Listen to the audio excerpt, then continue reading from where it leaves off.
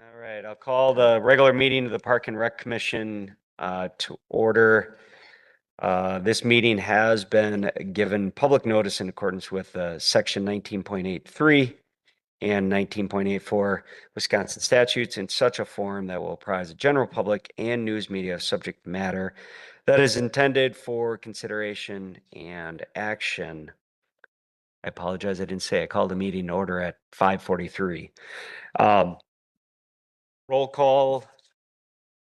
Have trustee Stout, Stapleman, commission member Stapleman, and sorry, Paulek, right? That's how you say it. School board member Paulek and myself. So we do have a quorum for this meeting. Citizens input, please be advised per section 19.842 that information and comment will be received from the public. It's a policy of this municipality that public input be limited to 4-minute period per person with a time extension granted at the discretion of chairperson.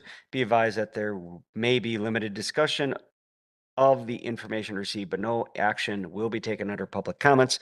Comments that may be injurious to village personnel or other individuals will not be allowed. Item number 4, meeting minutes. In your packet is the Park and Rec meeting minutes from April 15th, 2026.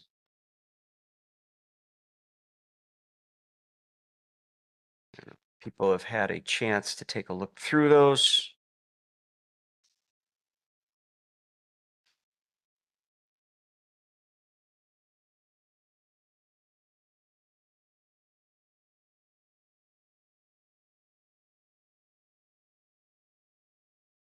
You hereby make a motion to approve the minutes as stated. Second. Motion's been made and seconded. Any discussion? Hearing none, all in favor, say aye. Aye. Opposed? Right, ayes have it. Moving along, item number 5, unfinished business. Item A, update on reconstruction of Casper Log Granary at Dinesville Historical Park. Gil. A little bit of background, probably about 1.5 years, 2 years ago, the Historical Society, Jim Dix, and members of the Historical Society were approached by the Casper family, if I'm not mistaken, and they were willing to donate this log cabin to the Historical Society with the project of putting it into Dinesville Park. And the Historical Society came before the Park and Rec Commission and asked for our permission to allow this to take place. And we agreed to do so.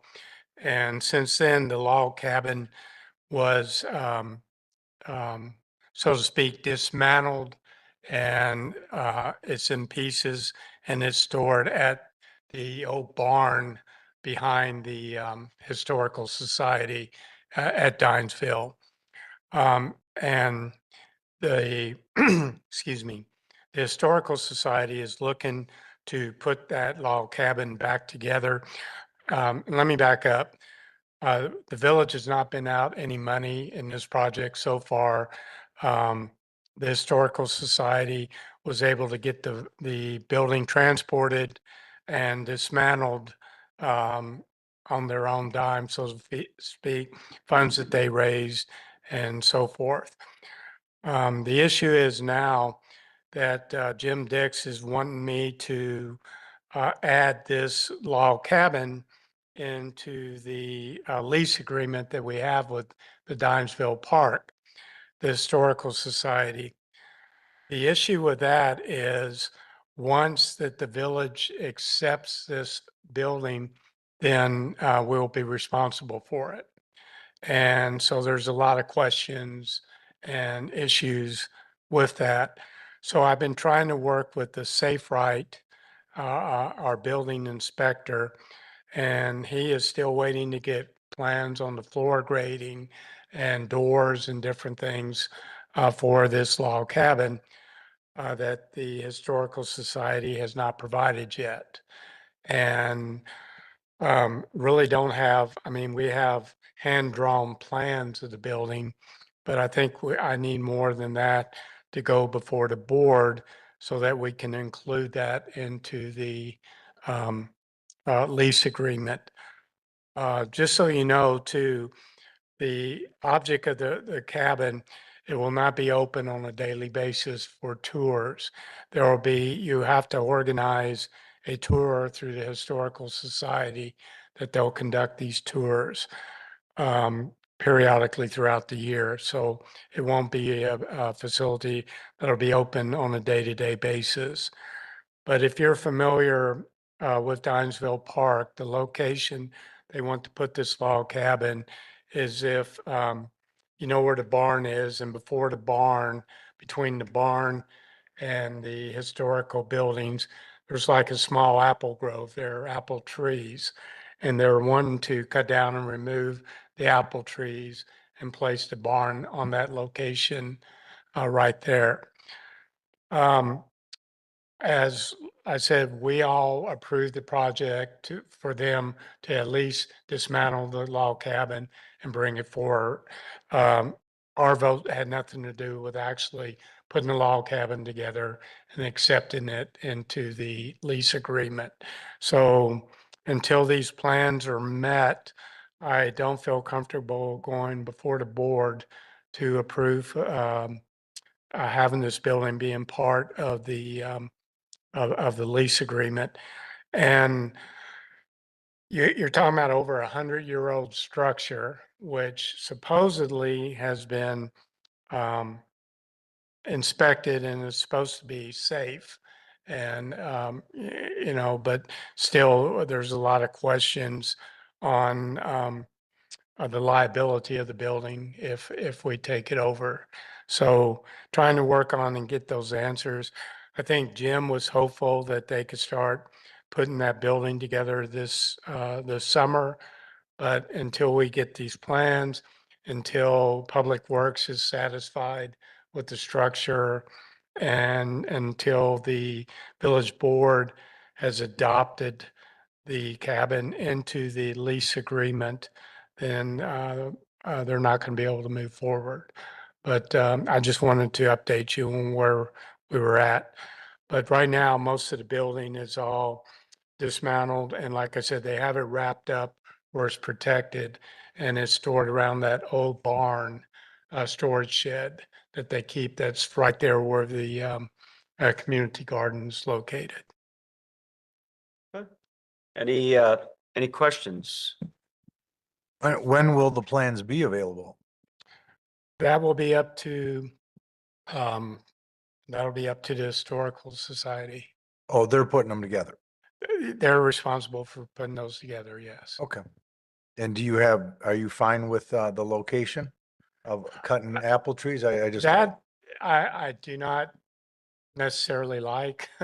I don't like losing our apple trees, but they seem to deem that as the best location for it. It is a good flat land, and the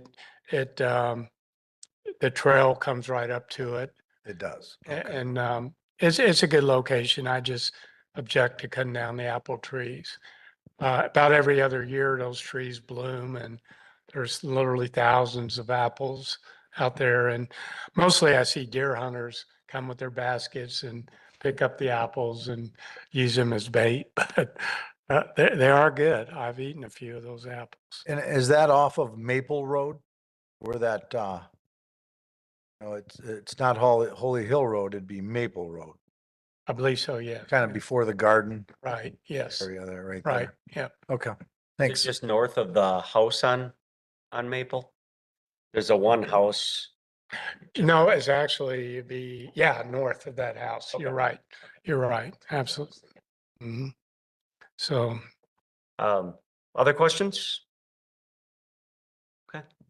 Thank you for the update on that. One question. Yeah. What is the lease agreement? What is that? well, the lease agreement is basically a agreement that we have with with the Historical Society for all the buildings there. I think they pay nothing, if anything, but every 2 years, the lease agreement is good for 2 years, and then we have to renew it. And basically, um, it's an agreement between the Historical Society and the village that they would still run the programs there, the tours and all that, but Okay. the village would be responsible for the maintenance of the facilities. All right, so it's kind of like an agreement. Okay, Right. thanks. Good question.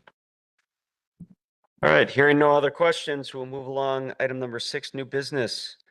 E-bike, motorized riding in village parks, trails, hazards and liabilities. You know, I bring this up because myself and several others have noticed, the village passed the law where ATVs and motorized ATVs and side-by-sides, UTVs can now ride on the streets. But I'm also seeing an upswing in what I call e-bikes. They have different names. Um, are starting to show up more and more in the trails in our parks. And to me, that's like, as long as they're riding it like a bike, I have no concerns or objections. But a lot of them will turn the batteries on, or they're mostly all battery operated. And those things can get up to, depending on the bike that you have, can get up to 28, 30 miles per hour. So it's almost like riding a light motorcycle. The latest one that I found out last week in the Village of Merton when they were discussing it is 70 miles an hour. Oh, really? Yeah. Oh, They're wow. buying these e-bikes that they're supposed to have pedals. They don't have pedals. And they said, for $5,000, you can buy a bike that goes 70, I think it was 72 miles an hour. So That's concerning to say the least. very concerning. And people dismiss them off as like bikes and think that they're harmless. But even if they're going 15 miles an hour through the park and they hit somebody, it's like being hit, by a vehicle. So I wanted to bring this commission aware of that and have discussion. I don't know.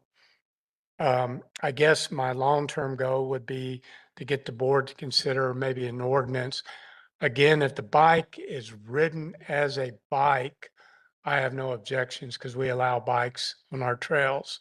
But I would like to be able to outlaw where they turn on the power to these e-bikes and ride them like little scooters or motorcycles. And I guess I don't disagree with this. It needs to be discussed. As I indicated, I was at another village meeting, and there was a person there that is in the insurance liabilities side of things, and we were discussing whether we should have a path out to the Bug Line Trail or whether it should go out to Main Street in this development. Which one should we choose?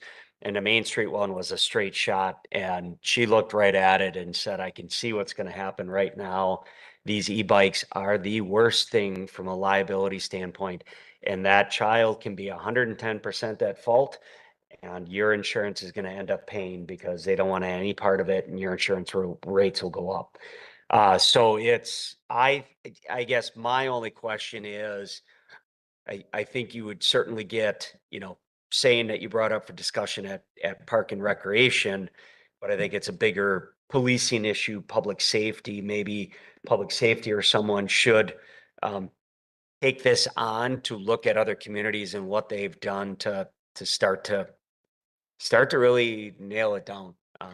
I've seen groups of 10 to 15, middle of the night, no lights on, black clothes, going up and down the streets, and it's becoming a problem, and we should certainly try to get in front of it. Many other communities have. I'm sure there's going to. I think it was at the meeting. Somebody held up a paper and it said, "This community just banned them, and this community is on its way." So it was a hot topic in other communities too. So I think you're on the right path. So it's just very near and dear. Within the last week, we talked about it, and Village of Merton just banned. They don't have ATVs. They don't have golf carts. They don't have e-bikes, but they said they still have people come through town on their side by sides and the cop writes him a ticket. He goes, you can write me tickets all day long. I'll pay him. Do you know how much money I got?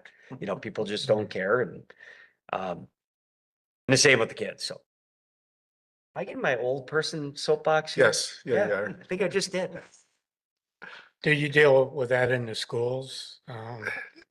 Not that we're aware of. I mean, I've noticed them a lot more, obviously, over the last year, probably, and I would tend to agree. I think this is from a very specific scenario. I agree with you, Gil. Like, if they're riding it like a bike, who cares?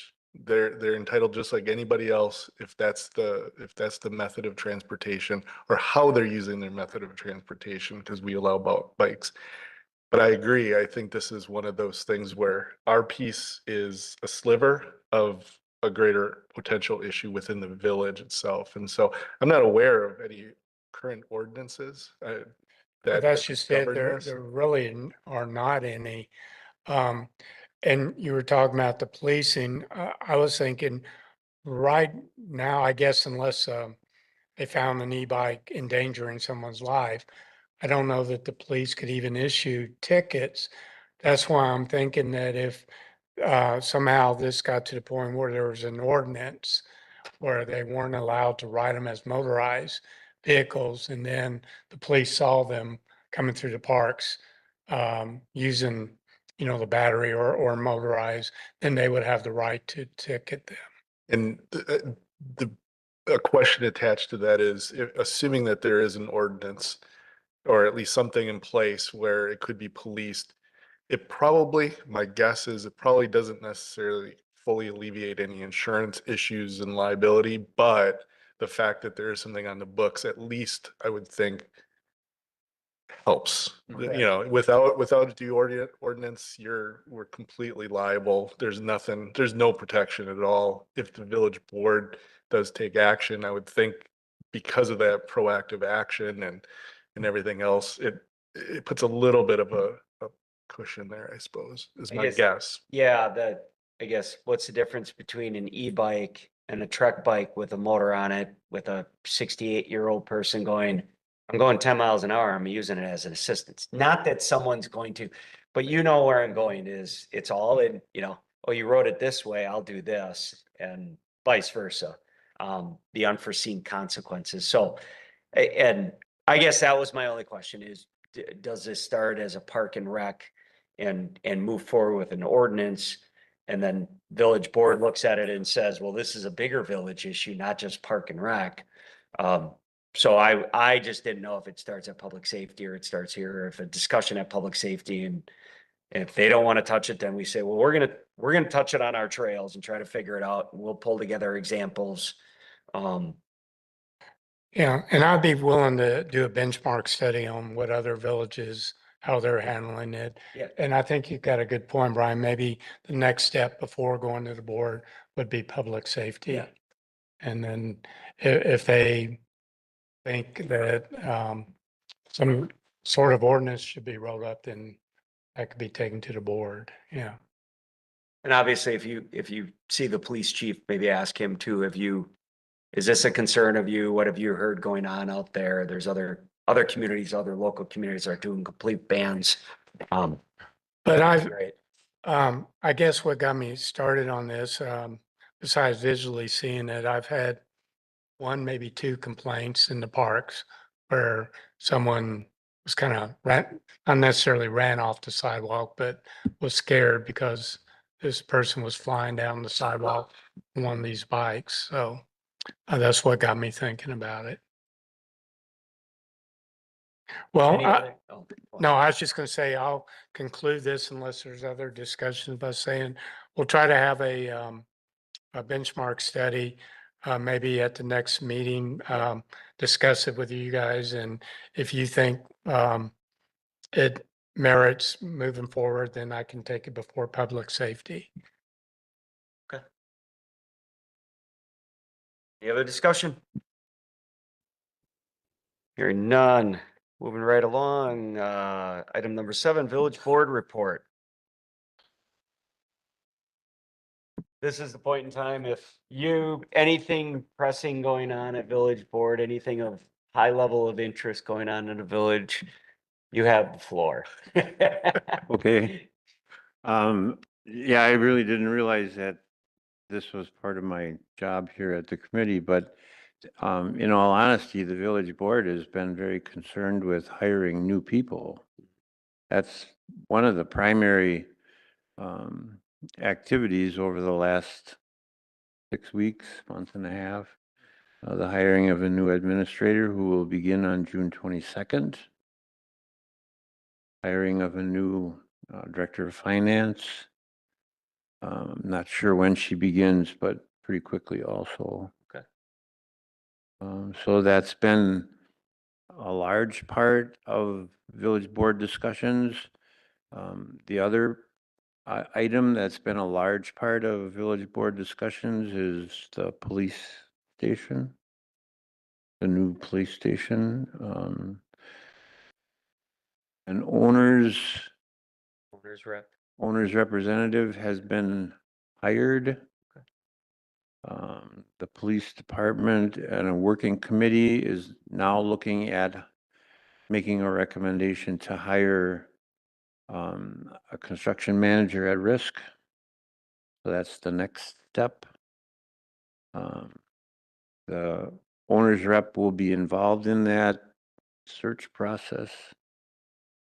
So those are the two main items that the board has been spending quite a bit of time on. The other place the board has been spending quite a bit of time on is liquor licenses and outdoor entertainment licenses for the summer. Okay. No, that's good. Any questions? Welcome to the Park and Rec. I didn't say that before. I Welcome to the did, Park and I Rec see that Commission. they're starting to put the roundabout in at G and 145. Yes. And how long is that gonna take about? Any idea? They're saying that it should be complete sometime this fall. Okay. They haven't given a date, but, and I'm trustee for District 2, which that's Falls in there? in my district. So I have gotten emails from residents on Century Lane and Lovers Lane. And I guess the first couple of days were a little tenuous as to how the traffic was going to go, and people were cutting through on Century Road up past Radke's, and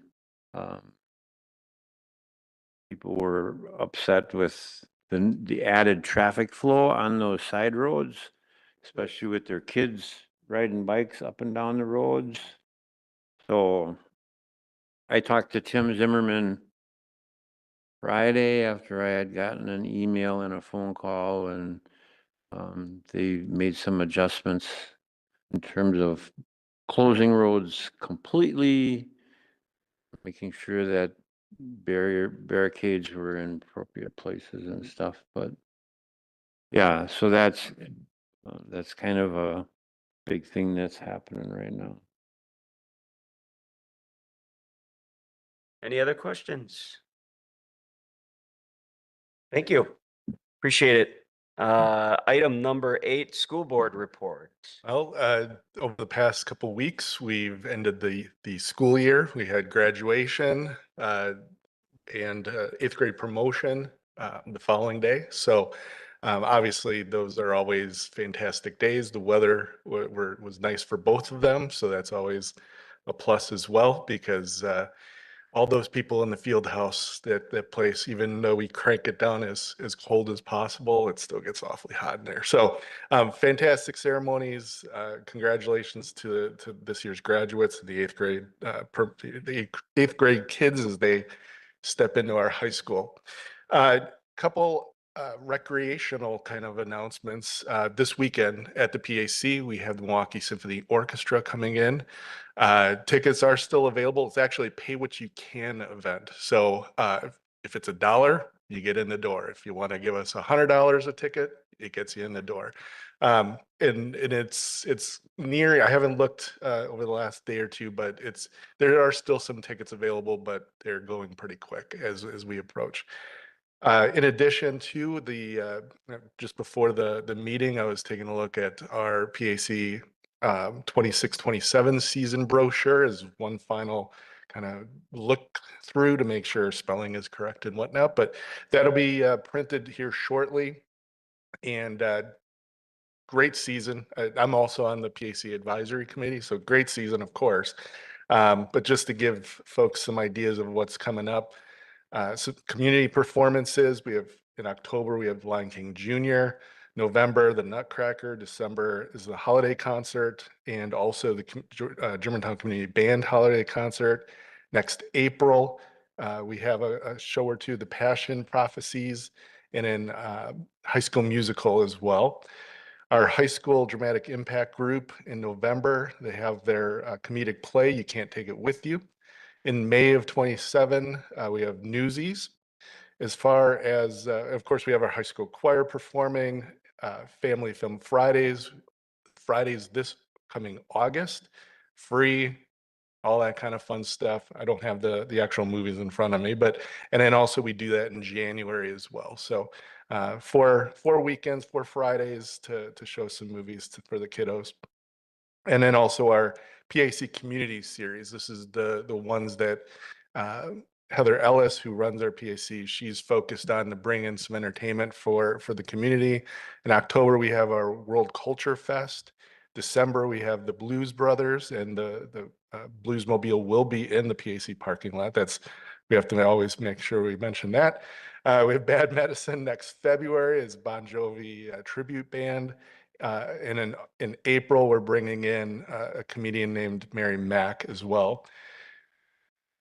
It slipped out in last night's board meeting, school district board meeting. It's technically not official, but it's really just a paperwork thing. We also, next July 2nd, we're bringing in the United States Air Force Band as well. So, like I said, technically not official, but from what I'm hearing, it's really just a paperwork issue. So I'd mentioned that to Gil already. I mentioned it to President Soderberg, so that there was a little bit of awareness. That was a couple months ago, very early, hush hush, but hopefully, we can kind of make it. It's unfortunate it wasn't this year with the 250th, but next year there'll be, I'm sure, a weekend of 4th of July fun as well. So that is all, unless there's any questions. Oh, I was at the graduation. It was great. I wasn't too warm, probably because you guys have to dress up so much. We do have to dress up, yeah. You got a lot of work to do. up Well, there. out But of no, it prep, was well. I had a senior and I have an 8th grader, so it was a couple of days of high pressure and trying to not embarrass them too much, but also try to embarrass them as much as possible. So No, it was a great event. I've had 2 kids go through the graduation, so turned out perfect. I didn't see any big snafus, so. there was a deck. I got a question. Yes. Is it, public knowledge that the superintendent resigned yesterday? Yes, Okay. And, obviously there's nobody in place yet. You'll hire somebody in the future. we currently have 2 co-administrators. Nice. So our director of HR and our director of teaching and learning are sharing responsibilities. Good, good. No, I just heard that today and I didn't, yeah, thanks. I got a Facebook announcement. I don't know if it was from a TV station or what. That gave her resignation. Yes, yeah, there's been some media out there, Well, he was on leave since April. correct? All right, thank you for the report. Item number 9, director's report. Gil. If this commission don't care, if I could give the recreation report first and then the director's report. Sure. Thank you. We didn't meet in May, so kind of backtracking a little bit to keep you updated on recreation. Back in May, we had over 30 programs that we ran through the month of May. Night T-ball coaches meeting was held on Thursday, May 14th. And so far, we have 123 kids signed up for junior team ball with 26 coaches. and 122 senior T-ball participants with 19 coaches. Night T-ball has already started, and they play both at Freistadt and at Kinderberg. Also, we had our track meet with 113 program participants, and that was held at the Germantown High School back on May 30th. And we're also working with area track clubs who also that attended the event as well. Then recently on May 29th, we had our highway garage field trip. This was at the new Public Works building. Basically, this is for young kids.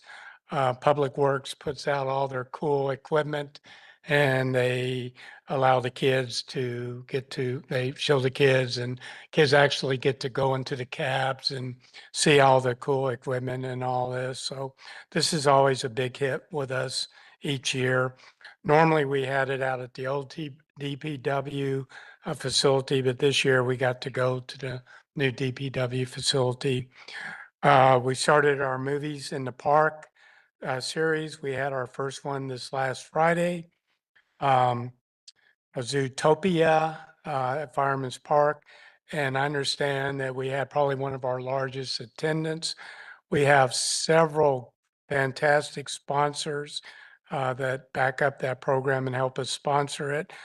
We do that at Kinderberg Park.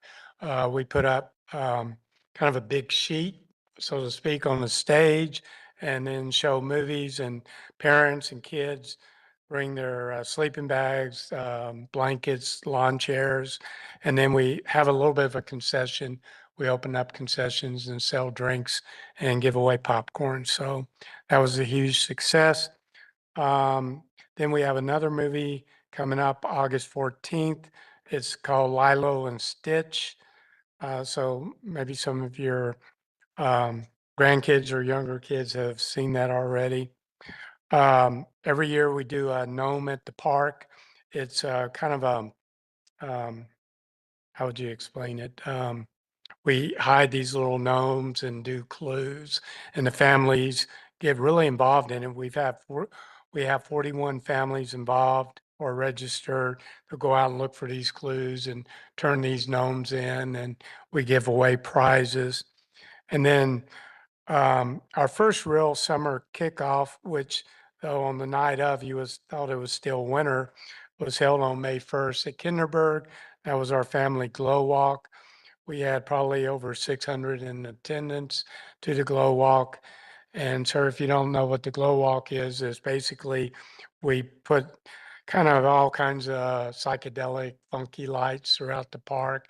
And we have a tunnel that they walk through and play loud music. And we sell these kits where they paint, they're glow in the dark paint, and these glow bracelets and necklaces, and people wear costumes and stuff. It's pretty fun to watch. It really is. And they just walk on the trails through Kinderberg. And so very successful event. Blow and go tennis. Low and go tennis. Yeah, absolutely. We added that maybe 2 years ago. Okay. So yeah, that's been pretty popular too. The tennis program, our youth tennis program, they get out there, do demonstrations. We have lights inside the courts, and the balls glow, and they wear stuff to make them glow, and they're out there playing tennis, and it draws pretty good participation as well. Good. And then in June, we've had over 70 programs that we're running this month. I won't bore you with going over all of them, but June is probably one of our heaviest months in the year. And then upcoming events, we have a kids triathlon on Saturday, July 18th, also at the Germantown High School. Kids swim in the pool, and then they ride their bikes, and then they run. And different age groups have different distances that they go, but it's all done at the high school with cooperation from the school itself. So that's always a big event. I think I mentioned earlier, we do have another movie in the park coming up on August 14th. We have a booster night held on July 13th. Robert's Frozen Custard from 4 to 8. What that means is that people that go in and buy custard, then Roberts gives us a portion of the proceeds for Parks and Recreation as a sponsor. As you know, besides our summer concert series, our Music at the Pavilion, we also have community band concerts. Our concerts are on Wednesdays and they start June 24th, July 8th, July 22nd, and August 5th. They are free to the public, but again, we encourage you to bring your own lawn chair or blanket. And it's more traditional type, it's orchestra type music, very, very entertaining. And we draw pretty good crowds for that as well. And I will talk about in the director's report, but we started our Music at the Pavilion, our summer concert series, in which we run 6. Our first concert was Hot and Dirty Brass Band and the Judson Brown Band. And then altogether, we run 6 concerts throughout the summer. They are free to the public, but we do sell beverages. We have food vendors for that. We get a commission from the food vendors. And then the first concert, we made a little over 4,000 in beer sales. So that's a big fundraiser for us. Awesome. Any questions on the report? Community band, how big is it? That's a good question. I am guessing, if I remember, they had 30 or 40 members. Yeah. Yeah, they have, The director. it used to be Jim. The old, the guy who used to run the high school band. But he's retired and they've got a new band director. And sir, I'm sorry, I can't tell you his name off the top of my. Ben? Ben. He does a good job. He was in the band for years prior. And then when Jim decided to retire for good and step down, then And I think all are welcome. Anybody who wants to join can join. Yeah. Which yeah, nice. it is, yeah. Well, Dust off my trumpet. There you Abs- go. Let me tell you, the cool thing about that band is we have high school kids all the way up to seniors Yeah. that play in it. And they're all very musically inclined, definitely. Time do those start, do you know? I believe those also start at 6 PM. We have a band tomorrow night at Fireman's Park. Yes. Yeah, tomorrow night at Farmers, the Really? Glam Band. Oh, the Glam Band. They Yeah, just played at Summer Sounds, yeah, I think, in They're- Cedarburg. yeah. And I'll talk about it in a minute. in our Okay, got it, sorry. director's report. All right, next up, director's report. Okay. All right. Well, to let you know, or you may, I think I've told you before, for several months now, we've had a vacancy at our senior center for our senior center coordinator. Susan Tadlovich has graciously stepped up and been the acting senior coordinator, and we haven't missed a beat since she's come on board.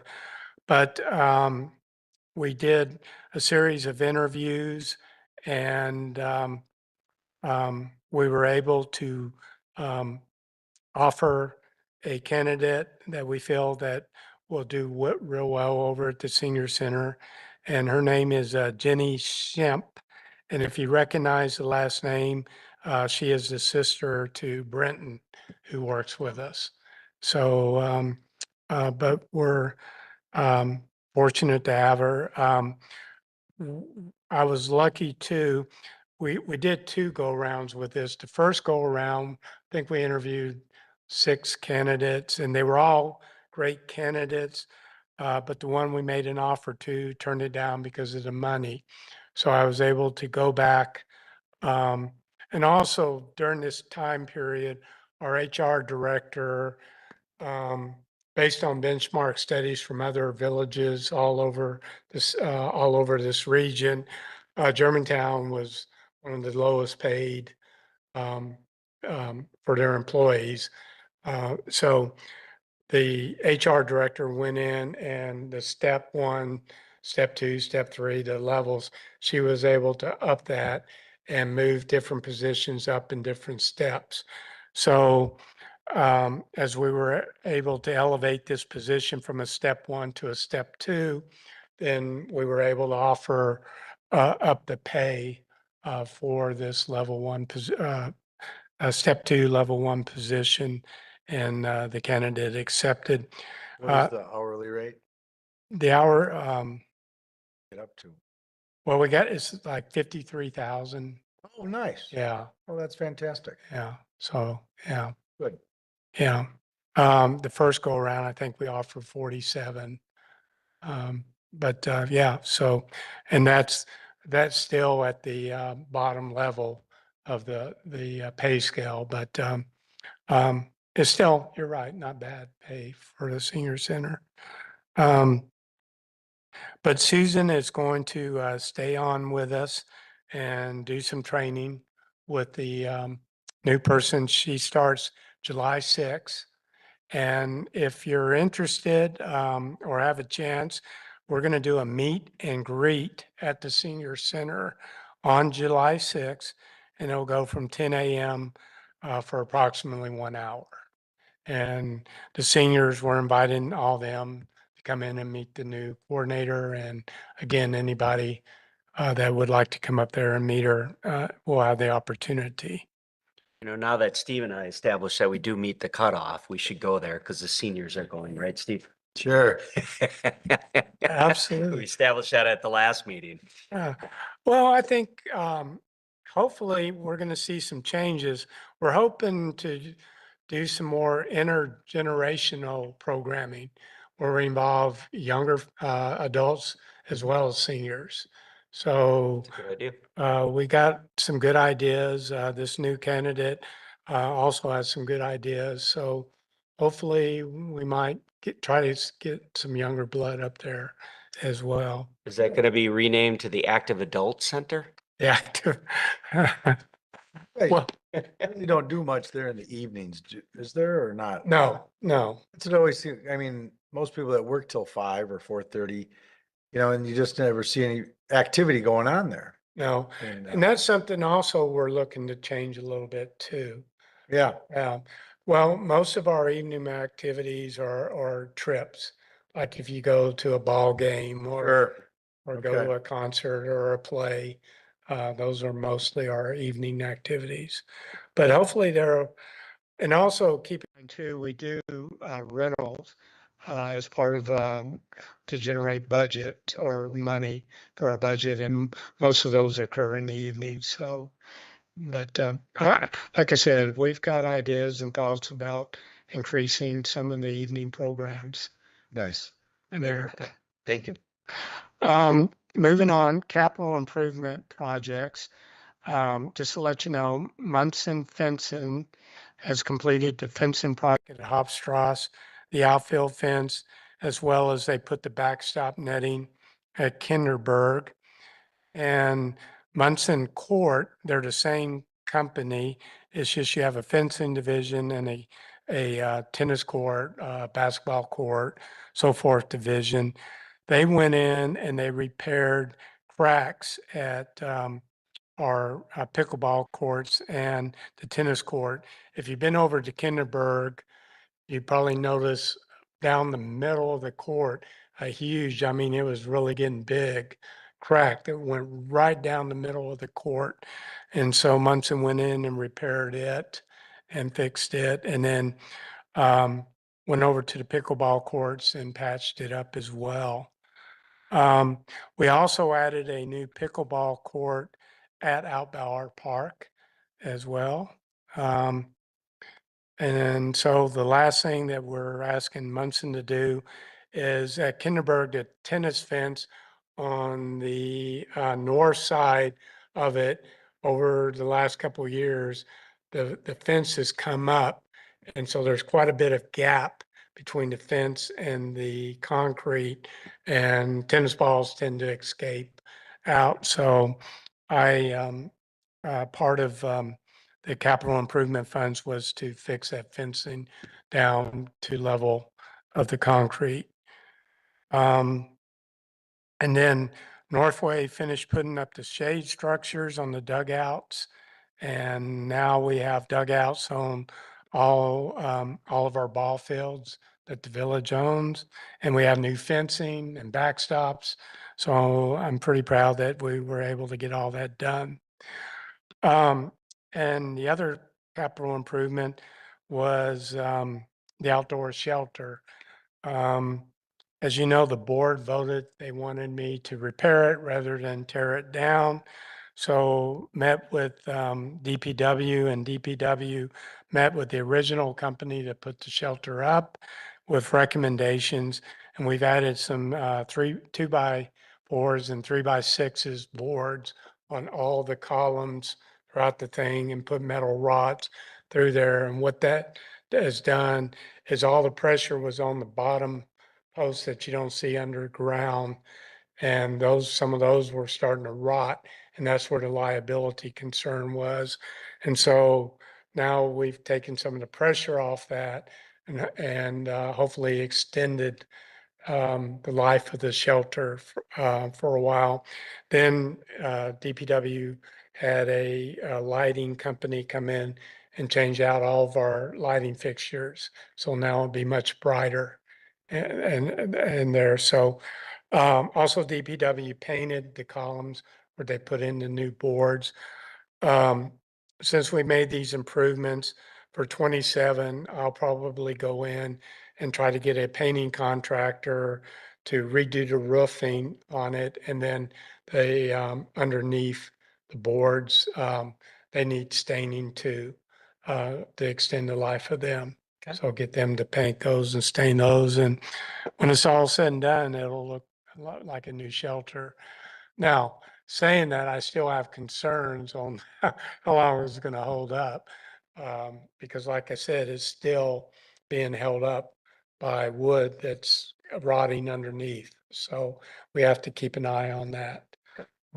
But, the splash pad, we opened the Friday of Memorial Weekend and it runs daily now. So the kids were glad to see that. Of course, the day that we opened, everyone was wearing overcoats, so they didn't get to use that day. Moving on to music at the pavilion, as I alluded to before, we had our first concert on June 4th. We opened with a group called Judson Brown Band. We actually got two groups, Judson Brown Band and Hot and Dirty Brass Band. They have connections together and perform together all over. And the weather couldn't have been any better for an opening night. It was just fantastic. We estimated we had about 1,000 people to attend, and we made a little over 4,000 in beverage sales. So we feel like it was a good opening night. Now, tomorrow night, June 18th, we will host the Glam Band. They're anticipated to be one of our more popular bands that we brought in for the summer. They're really popular around the Milwaukee area, and they've performed at Summerfest and so forth. So we're excited to have them. Again, so you know, our concerts are free. We just ask you to leave your beer at home and buy it from us. That's how we make money off these concerts. And so far this year, our sponsorships has exceeded what our cost will be to host the bands. So that's a first for us, and that's fantastic. We're hoping to work with the new finance director and hoping that when we generate these kind of revenues, that there's a way we can roll them over. Not only to upgrade our bands, but also we could use those monies to do park improvements. We'd like to be able to put concrete pads for food vendors instead of having them park on our grass. we'd like to develop a VIP section. There's lots of ideas that we don't necessarily get the funding to do. But if we're able to roll over funding we make off these programs, then we can maybe start looking into those projects. So hopefully we'll be able to work with the new finance director. The memorial tree plan, how to explain it? It used to be a popular plan where people could either buy a tree and memorialize it to a family member or someone dead that died in the family or good friend or whatever. We also had a memorial bench program. Well, for about a year, this program lay dormant. The costs of doing the benches were pretty high. And so we were losing money on that deal. And so we stopped doing that. And then now with the new tree committee here in the village, they've asked us to revitalize that tree plan, and I'm glad to do so. So I'm working with Walktail Tree Service. What's going to happen is with the tree plan, I worked with Walktail Tree Service. They're the tree service company for the village. They're hired they monitor our trees. They tell us how many we need, when to plant. They do the whole program for them. And so they've kind of changed up the tree plans. They're trying to get rid of some of the old trees and bring in new trees that survive better and so forth. So from this tree plan, I picked out 8 trees that we will advertise in the memorial tree plan, and the public can pick out any one of the 8 trees. And what we'll do is we will sign them up, register them, but they'll purchase their tree from excuse me, I'm having a brain, our tree farm down the road on Division. Johnson? No. Oh. Huh? Yes, sir. I'm sorry. Forgive me. But Windlands has been really good to us. Every year they donate our tree for Arbor Day, and they've agreed. And not only will the public get a tree from them, but included in the price, Windlands will dig up the area and plant the tree and then resod it and all that, take care of it. All that will be included in the cost.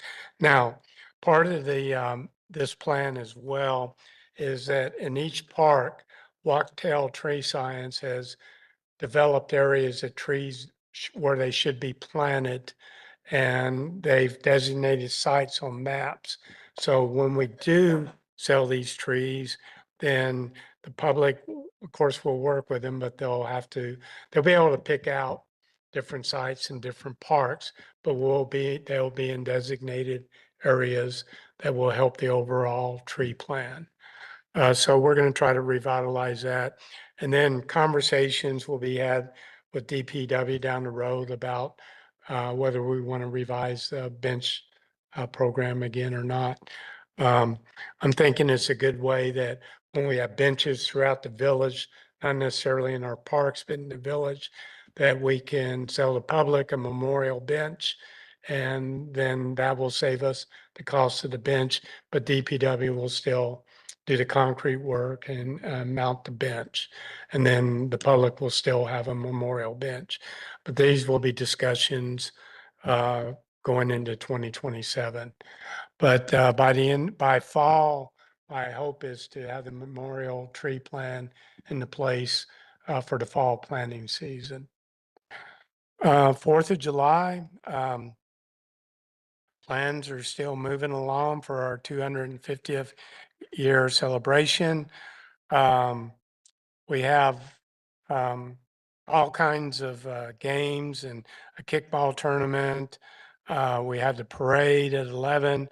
We're going to have face painters, balloon artists, tattoo artists, bouncy houses. We're even going to have a dunk tank where the K9 unit will run it and make money. So you may be asked to sit on that.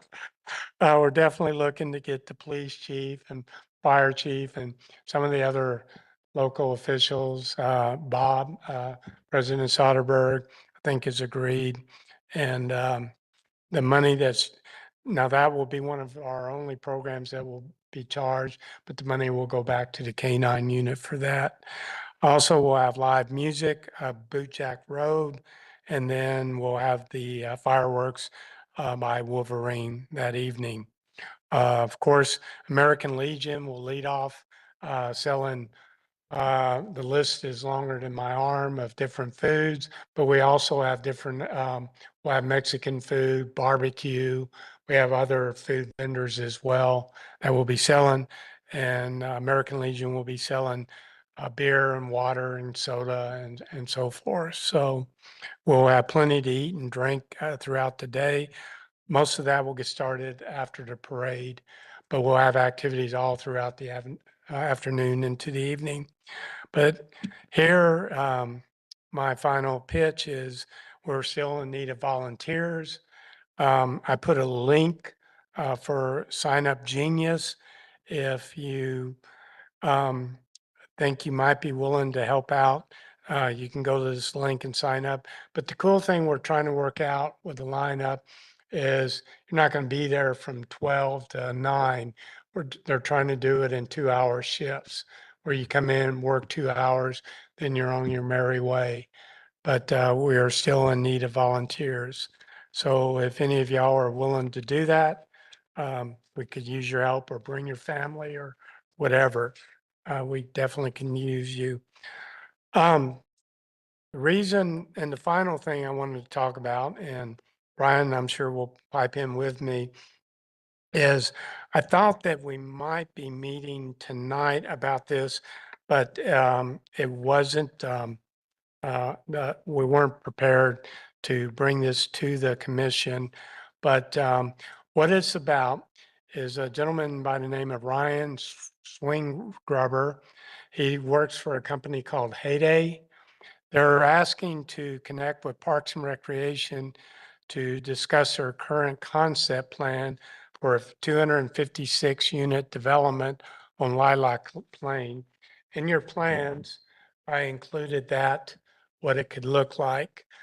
And if you'll notice why they want to get us involved is Schoenhofen Park is to the left, and they're looking to possibly develop trail plans that would go into Schoenhofen, which will involve us. And there's going to be other discussions as well, but this was, I just kind of wanted to scratch the surface and let you know what's coming up. But they are looking for feedback on the concepts. And so Mr. Schwinggrubber and some of his associates will most likely come to us in July and give us this presentation, where to start before they move on to other um, commissions. Also, I did want to let you know, if you want to know more about this project than what we're discussing tonight, and again, I feel like I can only discuss so much with you tonight, and I apologize, but June 23rd at the library, they're having a public hearing and inviting the public, and they will be talking about the Roscoff Trail Plan, which they'll come back to us as well, connecting to the park, and about the housing unit that they're wishing to develop. So that'll be on June 23rd. Also, where I'm going with this, I think it's critical, and then I'll give Brian a chance to speak. The third Wednesday, we need to make sure we have all the commissioners here. This is how important I think this meeting is going to be. I know July is tough, being vacation month. Brian, unfortunately, it's Got going a to, week vacation that week. but but he said either the second Wednesday or the fourth Wednesday. And there's probably some other dates in there, but and when I looked at the community band is playing the second and fourth. I don't know if, do Okay, you have staff involved in that at all? Is there? not really, Okay, no. I just no. wanted to make sure. Yeah, Yeah, and just to piggyback on it, we're not gonna have it on discussion. I appreciate Gil at least giving the backdrop. I wanted to make the main reason I wanted to make the Park and Rec Commission aware of this and that they're having a public open house regarding this is just to get informed.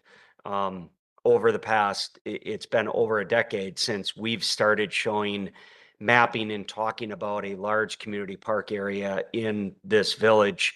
The area that was designated was generally the western half of this parcel that we said, if Park and Recreation was ever going to endorse a community-sized park or a baseball park or whatever that may be, this would generally be the location. So we want to make sure that you're as informed as possible about what the proposal is. They're doing a neighborhood meeting, but I said, well, it's open to the public and public members can go. I will not be in the area out of town on business.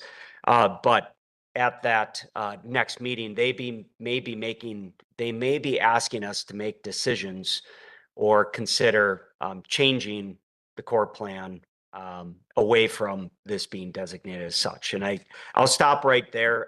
Like I said, I had asked Gil not to put it on for really discussion tonight, but yeah, that's in this plan, I think is very preliminary. I don't know that the public has really seen too much of this, but I think it's going to be unveiled at the meeting next Tuesday, kind of their intentions. So. I don't know that it's been approved by the board. It is not. It is not. It is very early in the process.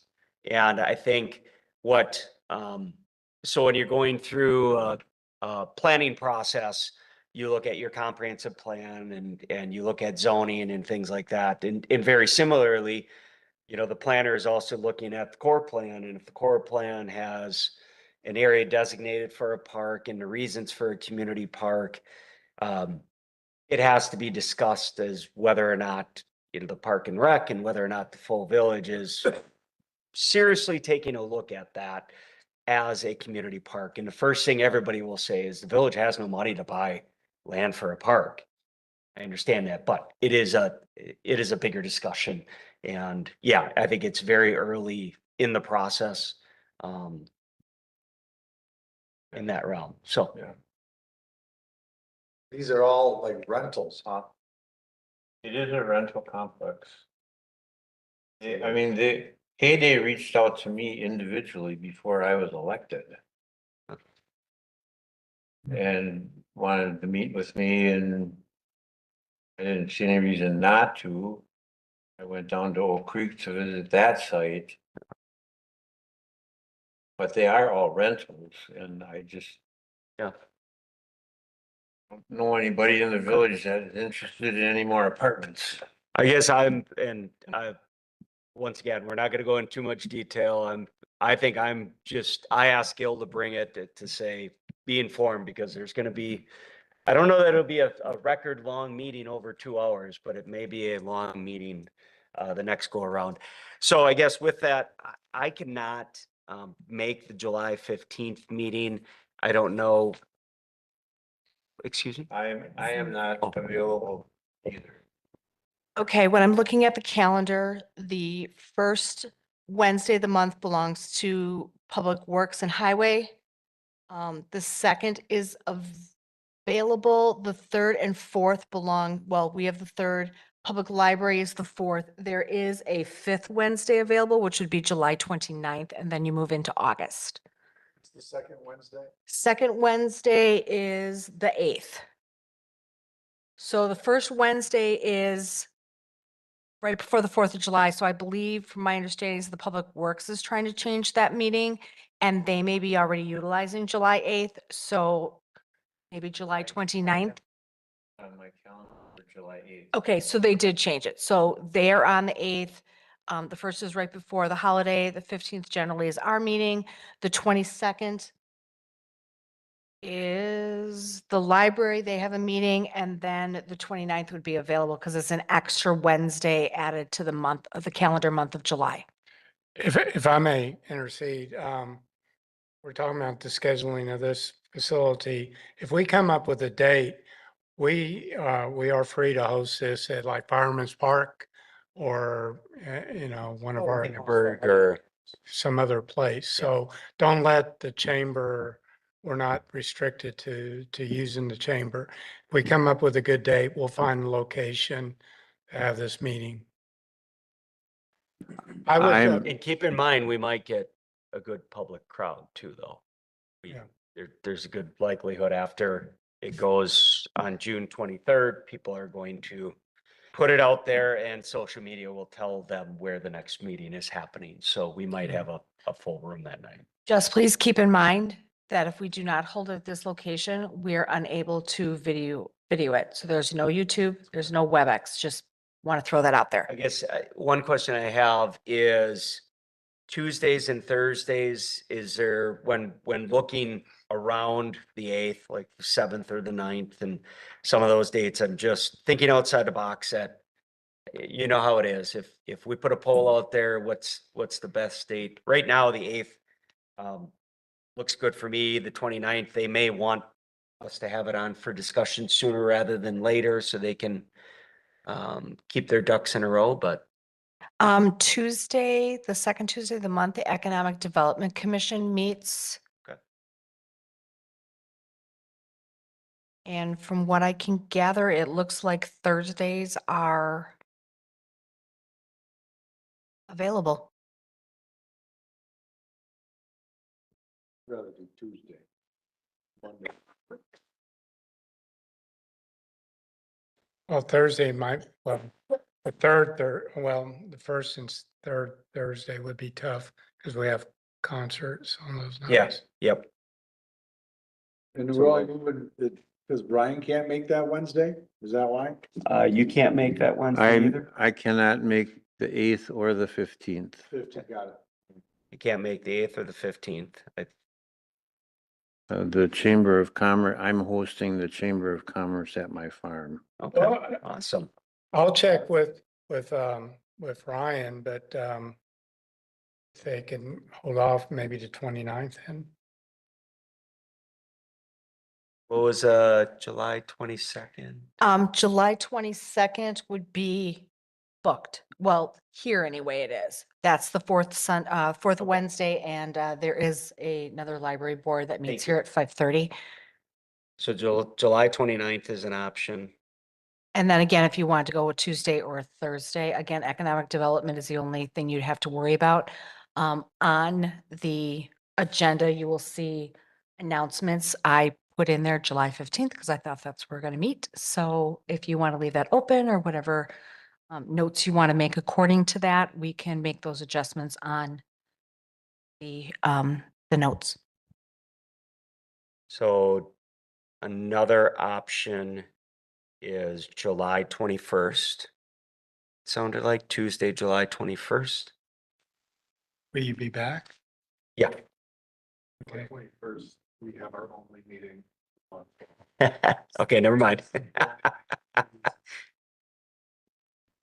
And we have 3 other people that aren't here, so I'm sure it's gonna be difficult to get all 7, but it would be nice to get a good majority. July 14th is not available. That's the Economic Development Commission.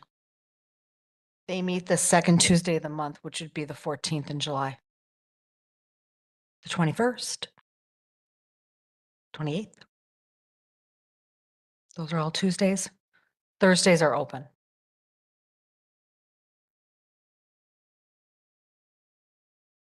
July 29th. July 21st, but Tracy could not make it.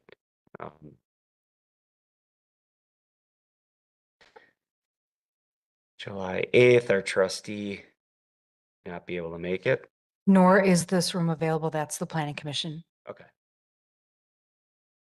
Wednesday, July 8th. They meet July on, 7th.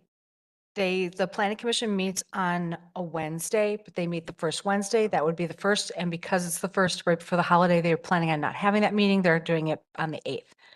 Thank you. Correct? Public Works is scheduled for the Yeah. 8th. So they moved their date from the 1st to the 8th. That's what Usually then it is available, that second Wednesday of the month is available, but because they decided to change their date, they now occupy the 8th in here.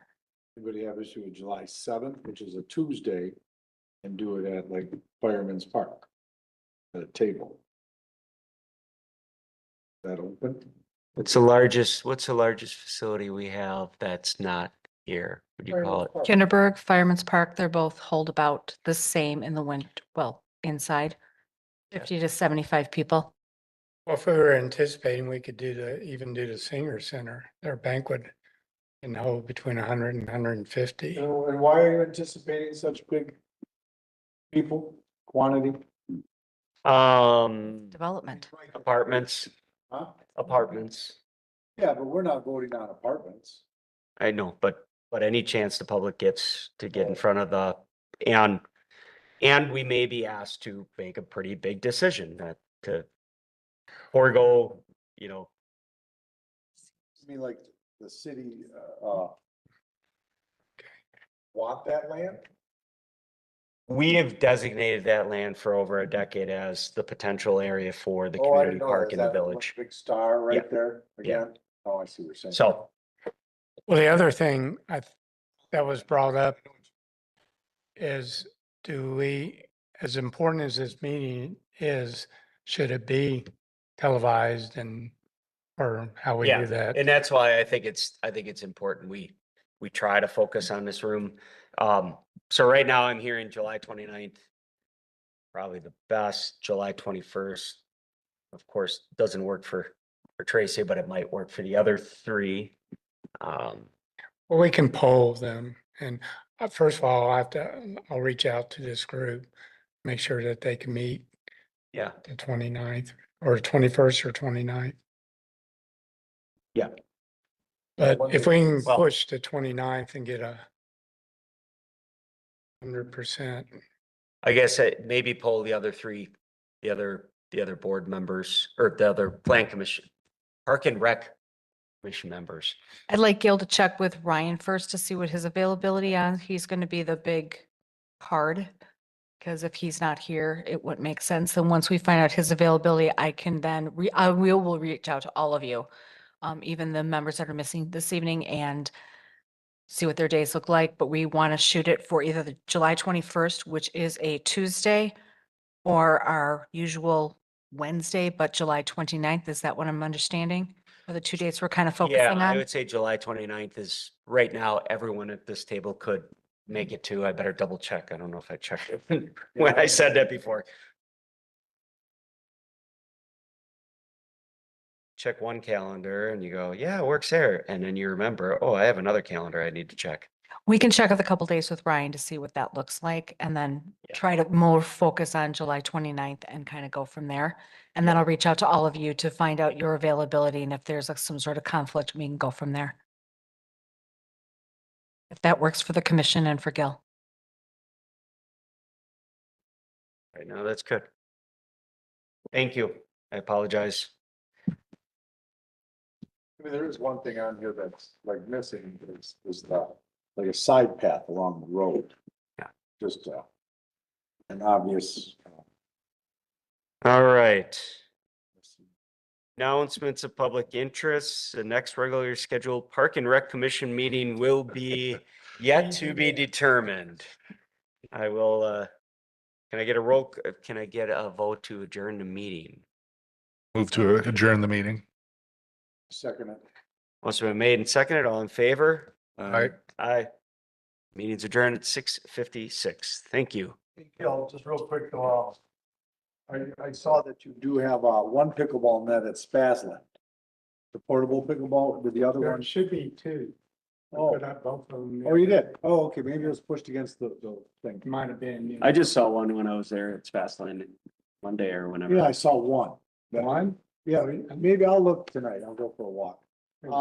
Sandy and I put them up last week. And is there any way to get the tennis nets adjusted at both Altbauer and Spasland? 'Cause they're drooping way low now. Okay, I'll reach out to DPW. See if we can get them to the correct height and maybe And then are you planning on putting porta